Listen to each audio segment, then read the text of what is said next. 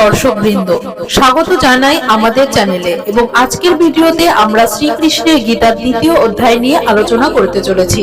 সহজ ভাষায় এই অধ্যায়ের গুরুত্বপূর্ণ শিক্ষা এবং এর প্রভাব নিয়ে আলোচনা করব। আশা করছি আপনারা সবাই এই কাহিনী থেকে অনেক কিছু শিখতে পারবেন। যদি আমাদের কন্টেন্ট ভালো লাগে তবে অবশ্যই সাবস্ক্রাইব করতে এবং বেল আইকনে ক্লিক করতে ভুলবেন না, যাতে আপনি আমাদের নতুন আপডেটগুলি মিস না করেন। তো চলুন শুরু করি। এই অধ্যায়ে শ্রীকৃষ্ণ অর্জুনকে জীবন ও মৃত্যুর প্রকৃত অর্থ ব্যাখ্যা করেন। তিনি অর্জুনকে বলেন যে জীবাত্মা অমর এবং অপরিবর্তনীয়। এই দেহ সাময়িক, কিন্তু আত্মা চিরন্তন এবং অবিনশ্বর।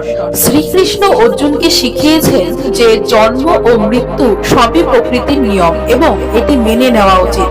শ্রীকৃষ্ণ বলেন, তুমি তোমার কর্তব্য পালন করো এবং ফলের আশা ছেড়ে দাও। জীবনের উদ্দেশ্য হলো কর্তব্য পালন করা এবং ফলের আশা না করা। এছাড়াও এই অধ্যায়ে শ্রীকৃষ্ণ অর্জুনকে সন্ন্যাস এবং যোগের গুরুত্ব বোঝান। তিনি বলেন যে সত্যিকারের যোগ হলো নিজেকে সমস্ত ইন্দ্রিয় ভোগ থেকে বিরত রাখা এবং ঈশ্বরের প্রতি পূর্ণ আস্থা রাখা। অর্জুন যখন শ্রীকৃষ্ণের কাছে নিজেকে সমর্পণ করে, তখন শ্রীকৃষ্ণ গভীর এবং উদাহরণ স্বরূপ কাহিনী শোনাতে শুরু করেন। শ্রীকৃষ্ণ বলেন, অর্জুন শোনো, এক সময়ের কথা। এক রাজা ছিলেন, তার নাম ছিল রাজা জানক। তিনি খুবই ধার্মিক এবং সৎ ছিলেন।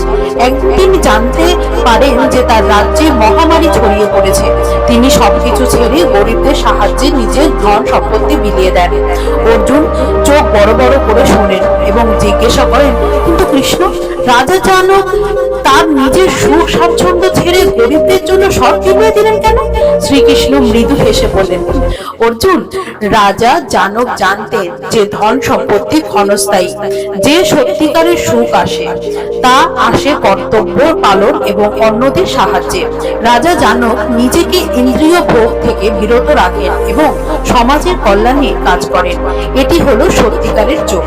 শ্রীকৃষ্ণ আরো বলেন, অর্জুন, তুমি যদি সত্যিকারার্থে সুখ এবং শান্তি পেতে চাও তবে তোমাকে কর্তব্য পালন করতে হবে এবং ফলের আশা ত্যাগ করতে হবে।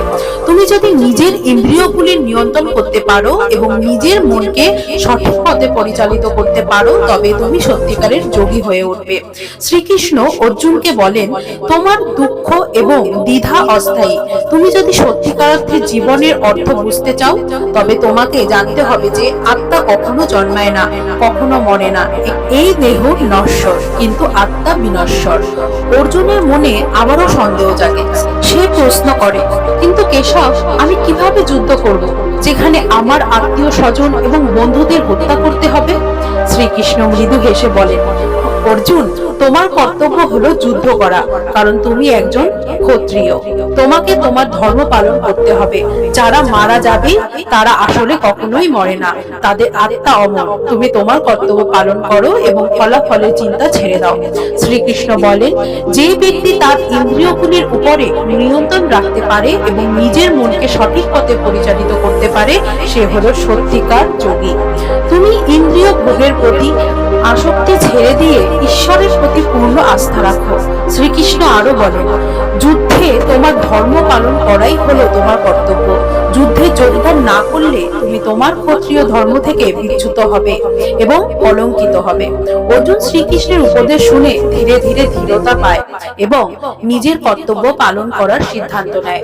সে বুঝতে পারে যে তার জন্ম এবং মরণের ঊর্ধ্বে কিছু উচ্চতর এবং চিরন্তন সত্য রয়েছে, যা তাকে তার দায়িত্ব পালন করতে উদ্বুদ্ধ করে।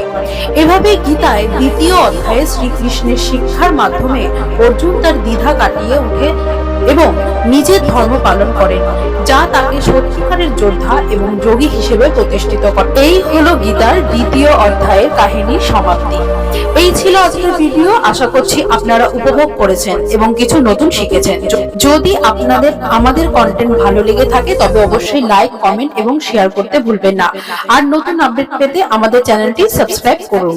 ধন্যবাদ সবাইকে। আমরা আবার ফিরে আসবো আরো নতুন এবং আকর্ষণীয় বিষয় নিয়ে। ভালো থাকবেন।